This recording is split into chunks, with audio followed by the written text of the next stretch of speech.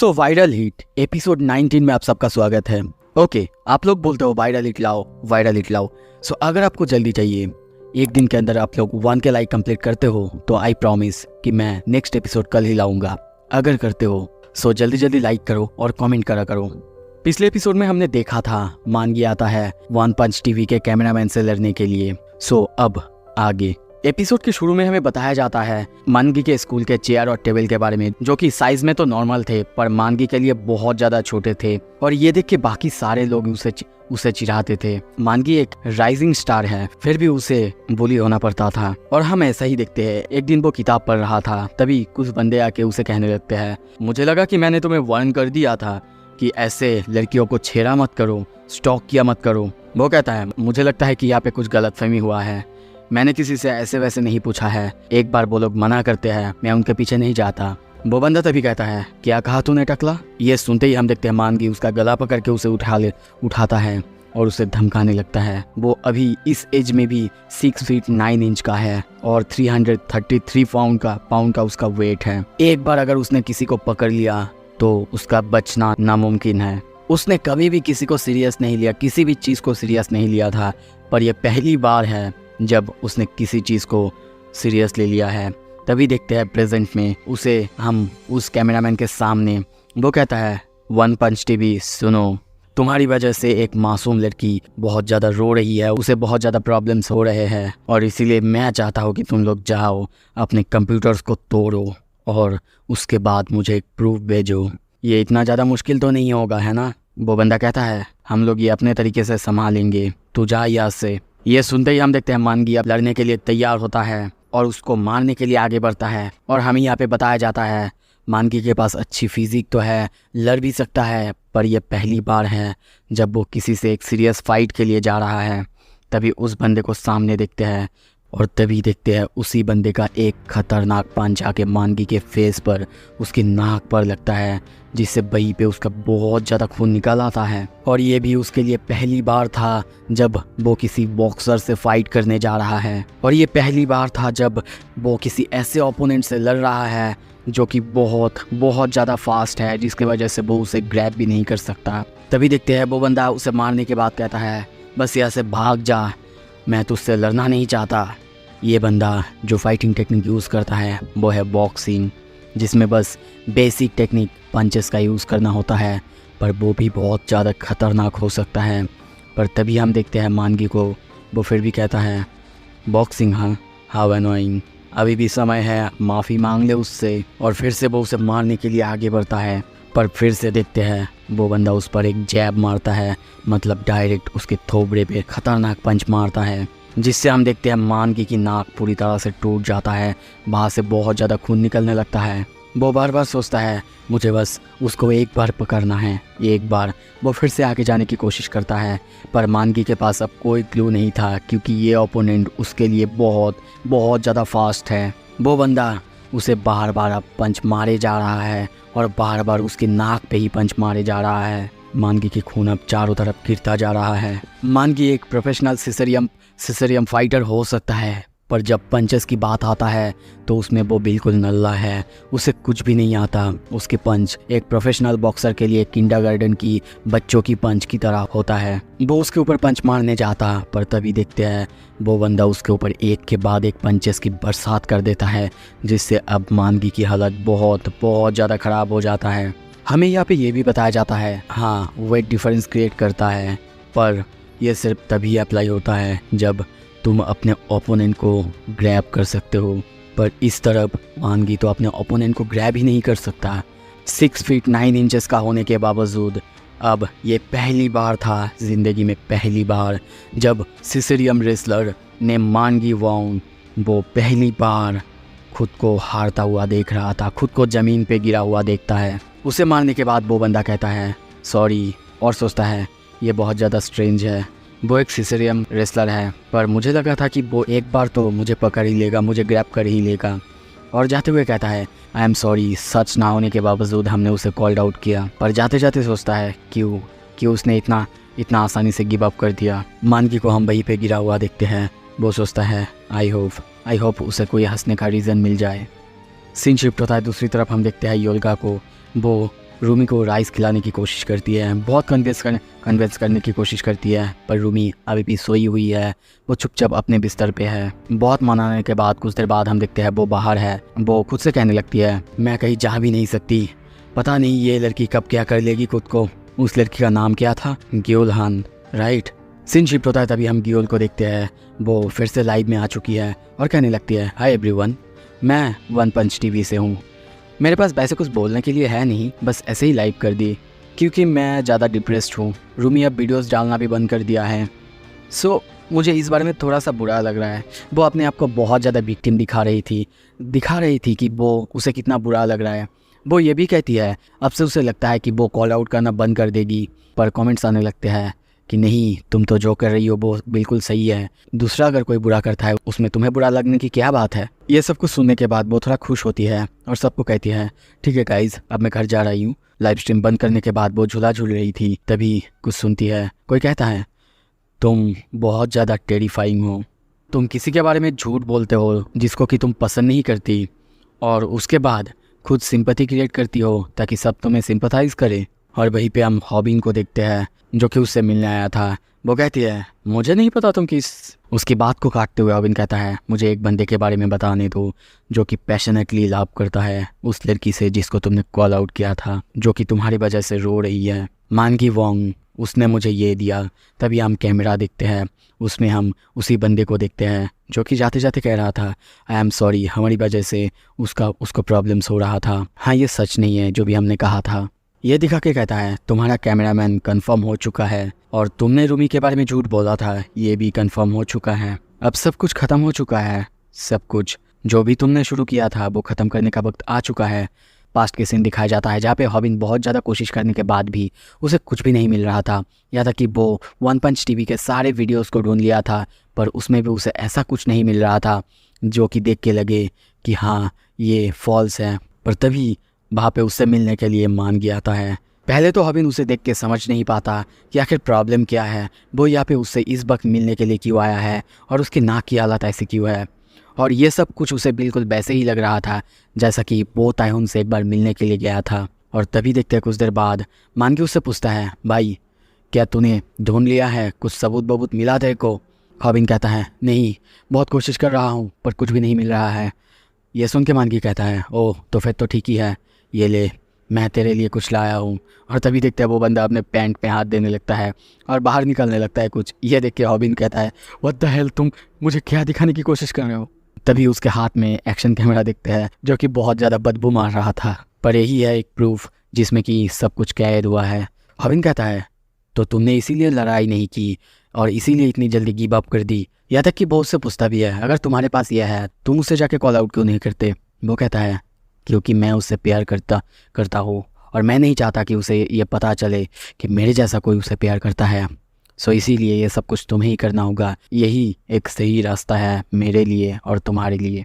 तभी scene shift होता है, फिर से हम गियोल और हॉबिन को आमने सामने देखते हैं। हॉबिन अब उस पर ज़ोर ज़ोर से चिल्ला के कहने लगता है, गियोल हान फ्रॉम वन पंच टीवी, तुम एक टेरिबल पर्सन हो जो कि फेक कॉल आउट की वीडियोस बनाता है और उससे पैसे कमाता है। अभी के अभी स्ट्रीम करना चालू करो और सबको बताओ कि तुम झूठ बोल रहे थे। वो उसे धमकी देने लगता है, पर तभी देखते हैं कुछ देर बाद वो लड़की यानी गियोल आके उसे बहुत ज़ोरदार एक पंच मारता है जिससे हॉबिन का भी बहुत ज़्यादा खून निकल आता है और एक के बाद एक उसके ऊपर पंच की बरसात कर देती है।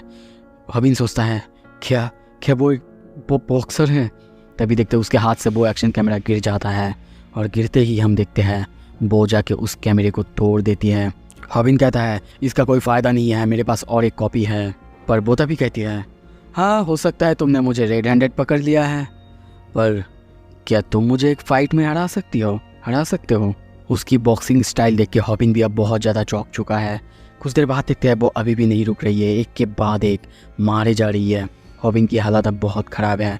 कुछ देर बाद वो थोड़ा सा दूर जाता है और सोचता है, क्या हुआ अभी? क्या उसने मुझे अभी मारा? तभी देखते हैं वो उसके पास आती है और कहती है, क्या तुम ठीक हो? क्या ये सिर्फ एक ही रीज़न है जिसकी वजह से तुम यहाँ पे मुझसे मिलने आए हो? बस तुमने तो सिर्फ एक ही काम किया है, मेरे कैमरामैन को पकड़ा है। क्या तुम्हारे पास सिर्फ यही एविडेंस है? पर हॉबिन को अभी भी विश्वास नहीं हो रहा था वो उससे कैसे लड़ सकती है। पर तभी वो फिर से कहती है, ओके मुझे पहले देख लेने दो, सब कुछ तो तुम लोगों ने ही पहले किया है। तुम लोगों ने मेरे कैमरा में उनको बिना बताए उसको शूट कर लिया है। यहाँ तक कि तुम मुझे कह रहे हो यहाँ पे आके, मुझे थ्रेटन कर रहे हो, मुझे कह रहे हो स्ट्रीम करने के लिए। तुम्हें लगता है हॉबिन तुम मुझे कॉल आउट कर सकते हो, और वो भी इतने छोटे से प्रूफ के साथ? हॉबिन उसकी नाक से खून बह रहा है, वो बस इतना कहता है, माफ़ी मांग लो उससे, रूमी से माफ़ी मांग लो, मेरे पास एक कॉपी है। पर बोधा भी कहती है, क्या अभी भी तुम नहीं समझे है ना? ओके अभी स्ट्रीम करना स्टार्ट करती हूँ और सबको बताती हूँ कि तुमने मुझे यहाँ पे आके थ्रेटन किया, और वो भी ऐसे दिखते हुए करूँगी। और तभी वो अपना ड्रेस उतारती है और फेस को बहुत ज़्यादा सैड बनाती है। हॉबिन अब समझ चुका है कि अगर उसने ऐसा कर दिया तो सब कोई उसके ऊपर भड़क जाएंगे, क्योंकि वन पंच टीवी के पास अब तक कोई भी ख़राब रिकॉर्ड नहीं है, बिल्कुल क्लीन है। पर हॉबिन का बहुत ज़्यादा कंट्रोवर्सी में रहता है। अब हॉबिन नहीं बल्कि वो उसे थ्रेट करने लगती है, वो उसे धमकाने लगती है, और तभी उसका हाथ पकड़ के कहती है, तुम्हें क्या लगता है अगर तुम ऐसे करोगे तो सब कोई सब कुछ मान लेंगे? अब तो तुम्हारे पास बस एक ही रास्ता है, मेरे साथ लड़ना। पर तुम्हें क्या लगता है सब कोई ये मान लेंगे कि तुम एक लड़की से लड़ रहे हो? और क्या तुम्हें लगता है कि तुम जीत सकते हो? वो उसके कान में आके कहती है। हॉबिन समझ चुका है कि उसके पास 1.5 मिलियन सब्सक्राइबर्स है, इस तरफ उसके पास सिर्फ 2 लाख सब्सक्राइबर्स। तो अगर उसने ऐसा वैसा कुछ किया तो उसकी हालत पूरी तरह से ख़राब हो जाएगा, जैसे कि वायरल हुक के साथ हुआ था। वो फिर से उसके पास आती है और कहती है, क्या तुम जानना चाहते हो कुछ रूमी के बारे में? मैंने बहुत ढूंढा था, बहुत, पर मुझे ऐसा कुछ भी नहीं मिला, कुछ भी नहीं कि मैं उसको बुरा बोल सकूं। उसका पास्ट रिकॉर्ड बहुत ज़्यादा क्लीन है। तो अभी जाओ, मुझे नहीं बल्कि उसे संभालो। ये सुन के हॉबिन को बहुत ज़्यादा गुस्सा आता है, वो उसे मारने के लिए आगे बढ़ता है। पर तभी देखते हैं वो फिर से उसके मुंह पे एक पंच मारती है और कहती है, चलो अब फिर मिलते हैं। सीन शिफ्ट होता है। कुछ देर बाद हम देखते हैं सियोंजुन की होटल के बाहर। सियोंजुन अपनी गाड़ी से नीचे उतरता है और सामने देखते ही चौंकता है, क्योंकि सामने हम देखते हैं बारिश में हॉबिन भीग रहा है, वहीं पे वो बैठा हुआ है। और तभी वो उसको छाता देते हुए कहता है, कब से तुम यहाँ पे हो? तुमने मुझे बुला लिया होता। वो सियोंजुन को देख के सारे सच सब कुछ बता देता है, वन पंच टीवी के बारे में उन्होंने क्या किया सब कुछ। यह सुनने के बाद हम देखते हैं सियोंजुन उसे पहले तो शांत होने के लिए कहता है और उसके बाद कहता है, देखो हॉबिन, आई एम सो सॉरी कि तुम्हारे साथ ये सब हो रहा है, और शायद मुझे पता था ये सब कुछ होगा। पर ध्यान से सुनो, ग्योल हान फ्रॉम वन पंच टीवी, उसने ऑलरेडी मेरी कंपनी साइन कर ली है और वो बहुत पहले से हमारे साथ है, वो हमारे साथ है और उसने तुम्हें कुछ किया है। तो तुम्हें अपने दिमाग में ये अच्छे से घुसा लेना है हॉबिन, मैं तुम्हें कोई भी मदद नहीं कर पाऊँगा, और अगर तुमने उसे कॉल आउट किया मैं तुम्हें 100 मिलियन वॉन नहीं दे पाऊँगा। ये सुन के हॉबिन बहुत ज़्यादा हैरान होता है, चौंकता है। तभी वो कहता है, पैसा बहुत ज़्यादा फ़नी चीज़ है ना हॉबिन? जब मैंने कहा 100 मिलियन वॉन, तुम्हारा चेहरा बिल्कुल बदल गया। मैं एक बिजनेसमैन हूँ हॉबिन, मैं बिज़नेस करता हूँ और प्रॉफिट देखता हूँ। मैं कभी भी एक ऐसे चैनल का साथ नहीं दूंगा जिसके पास 2 लाख सब्सक्राइबर्स है, दूसरी तरफ मेरे टीममेट जिसके पास 1.5 मिलियन सब्सक्राइबर है। और इसीलिए मैं भी तुम्हें सजेस्ट करूंगा कि तुम भी ध्यान से अपना साइड चूज़ करो हॉबिन। हॉबिन बस सोच रहा है, 100 मिलियन वन, 100 मिलियन वन, मैं क्या करूँ? आई एम सॉरी रूमी को रोते हुए देखते हैं। हॉबिन भी बारिश में भीग रहा है, बहुत ज़्यादा सैड है। सीन शिफ्ट होता है। कुछ देर बाद हम देखते हैं वही बंदा यानी कैमरामैन उसको सिगरेट पीते हुए। तभी वहाँ से उससे मिलने के लिए हॉबिन और स्नैपर आता है। उसे कहता है, नाइस टू मीट यू, हम अपने आप को इंट्रोड्यूस करने आए हैं क्योंकि हमने भी एक्जे कंपनी को साइन कर लिया है। ये सुन के वो बंदा भी खुश होता है और कहता है, ओह आई थिंक सियोंजुन ने मुझे तुम्हारे बारे में बताया था। आई एम सॉरी कि मैंने उस दिन तुम्हारे साथ जो किया, और आई एम सॉरी रूमी के साथ जो हुआ। तुम्हें शायद ग्यूल से भी बात करना चाहिए। पर हॉबिन फिर भी अभी भी सोच रहा है, आई एम सॉरी रूमी। तभी वो बंदा सामने दिखता है और चौंकता है। हम तभी हॉबिन को देखते हैं जो कि चीख के कहता है, ये सब कुछ जो भी मैंने अब तक कहा ये बहुत बड़ा एक झूठ था असोल। उसका जो बनियान है उसमें हम देखते हैं लिखा हुआ है, आई एम सॉरी रूमी। और मन में सोचता है, I am sorry for that Rumi, कि मैं पैसे के लिए खुद को बेचने वाला था, पैसे के लिए भटकने वाला था। और तभी लाइव शुरू करता है और लाइव में कहता है, वायरल हिट आ चुका है। आज हम कॉल आउट कर रहे हैं वन पंच टीवी को। वो बंदा बहुत ज़्यादा चौंक चुका है। अभी इन वन पंच टीवी के बारे में सब कुछ कहता है, जैसे कि वो लोग कैसे सोसाइटी को गलत चीज़ें दिखाते हैं, कैसे फेक करते हैं, सब कुछ सभी कमेंट करने लगते हैं। क्या बात कर रहे हो अभी तुम्हें पता है ना वन पंच टीवी क्या है और तुमसे कितना ज़्यादा बड़ा एक चैनल है। वो बंदा भी कहता है क्या कर रहे हो हबिन, क्या तुम जो होने वाला है वो संभाल पाओगे। हबिन के सब्सक्राइबर्स भी उसे वार्न करने लगते हैं क्योंकि उसके पास 1.5 मिलियन सब्सक्राइबर्स हैं, पर इधर हबिन के पास सिर्फ 2 लाख सब्सक्राइबर्स हैं। अगर वो लोग उसके ऊपर आकर टूट पड़े तो वो लोग संभाल भी नहीं पाएंगे। पर हबिन अभी भी चिल्लाया जा रहा है और कुछ देर बाद कहता है कैसे मैं गलत चीज़ें बोल सकता हूँ जबकि मेरे पास प्रूफ है। ये सुन के सब चौंकते हैं। उसी ब्लॉग के बारे में बताया जाता है जिस ब्लॉग से हबिन का चैनल डिमोनेटाइज हुआ था। यहाँ पे वो लोग सब कुछ बता देते हैं कि ये ब्लॉग एक्चुअली में वायरल हुआ नहीं बल्कि किसी और का था और ये सिर्फ एक ऐसे चैनल को टारगेट नहीं किया गया। इससे वैसे ही बार बार गलत पोस्ट करा जाता है, उसमें ऐसे ही सब कुछ करा जाता है और उसके बाद सबको ठगा जाता है। जिनके भी चैनल डिमोनेटाइज या फिर डिलीट हुए हैं उनको इन्होंने ही ऐसे ही बार बार इसी ब्लॉग के द्वारा बैन करवाया है। यहाँ तक कि वो सारे पोस्ट भी दिखाता है। वो ये भी कहता है कि ये वही ब्लॉग है जिसको कि हमेशा प्रूफ की तरह यूज़ किया जाता है। प्रूफ कि जो भी वो यूट्यूबर, जो भी कोई पॉपुलर यूट्यूबर कंटेंट बनाता है वो पहले से ही किसी ने करके रखा है। यहाँ तक कि हमने उसका फ़ोन नंबर भी ढूंढ निकाला है, पर अभी भी उसके कमेंटेटर्स को विश्वास नहीं हो रहा था। वो ऐसा कैसे कह सकता है, वो इतना सब कुछ कैसे कर सकता है। तभी हबिन कहता है जो नंबर हमें मिला है अगर मैं उस नंबर को कॉल करता हूँ तो वो सीधा जाता है और तभी हम उस बंदे की फ़ोन को बजते हुए देखते हैं। अब ये देख के सारे सब्सक्राइबर्स कंफर्म हो चुके हैं वन पंच टीवी क्या है, उनको अब समझ में आ चुका है। हबिन अब उस बंदे को थैंक्स कहता है जिसके वजह से उसे ये सारे प्रूफ्स मिले हैं। सारे कमेंट करने लगते हैं गियोलान को यहाँ पे आने के लिए कहो, उसको आने के लिए कहो। तभी हम देखते हैं गियोल ये वीडियो देख रही थी और चिल्ला चिल्ला के कहती है ये स्टूपिड मदरफकर। हबिन अब सब कुछ कहने लगता है जैसे कि उन्होंने जो भी रूमी के बारे में कहा था वो सब कुछ फेक था, सब कुछ। अब उस बंदे को देखते हैं जो कि गुस्से में उसकी तरफ आ रहा था। हबिन उसके ऊपर अभी भी चिल्लाने लगता है और कहता है ये रहा वो सारे लिस्ट जब इन्होंने ऑफेंस कमिट किया था। उन्होंने बहुत सारे यूट्यूबर्स की ज़िंदगी ख़राब की है। उन्होंने एक ऐसे बंदे की नाक तोड़ी है जो कि पैशनेटली प्यार करता है, पर उसके कमेंट में अब सभी कह रहे हैं गो वीट गो। हबिन कंटिन्यू करता है और कहता है उन्होंने अपने व्यूअर्स को भटकाने की कोशिश की है, यहाँ तक कि उन्होंने एक ऐसा ऑफेंस किया है। उन्होंने मेरी दोस्त को जिसका कोई बुरा पास्ट नहीं है, सब कुछ क्लीन है, कोई एक छोटा सा स्पॉट भी नहीं है, उसको बहुत बुरा बना दिया है लोगों के सामने। तभी रूमी को देखते हैं जो कि ये देख रही थी और उसके साथ तयून और सब कोई देख रहे थे। कमेंट में आते हैं गो रूमी गो, गो रूमी गो।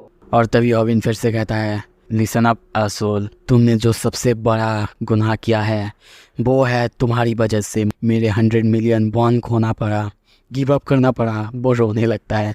अब सब कोई समझ चुका है और सब कमेंट में फिर से उसे गाली देने लगते हैं। हबिन कहता है वन पंच टीवी चलो अब फाइट से ही सब कुछ सेटल करते हैं। वो बहुत ज़्यादा सीरियस है। पहली बार हम देख रहे हैं कि वो किसी से डर नहीं रहा है बल्कि लड़ने के लिए खुद बोल रहा है। तो हबिन अब चेंज हो रहा है। सभी कमेंट करने लगते हैं गियोल कहाँ है, उसको यहाँ पे लाओ।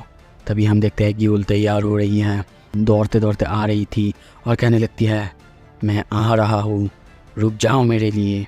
पर तभी वहाँ पे कोई आता है और उसके पैरों के सामने पैर आगे करता है जिससे वो गिर जाती है। पीछे देखते हुए चिल्ला के कहने लगती है हे कौन है रे तू। वो कहती है तुम्हें पता है मुझे ज़्यादा एग्रेसिव होना पसंद नहीं है।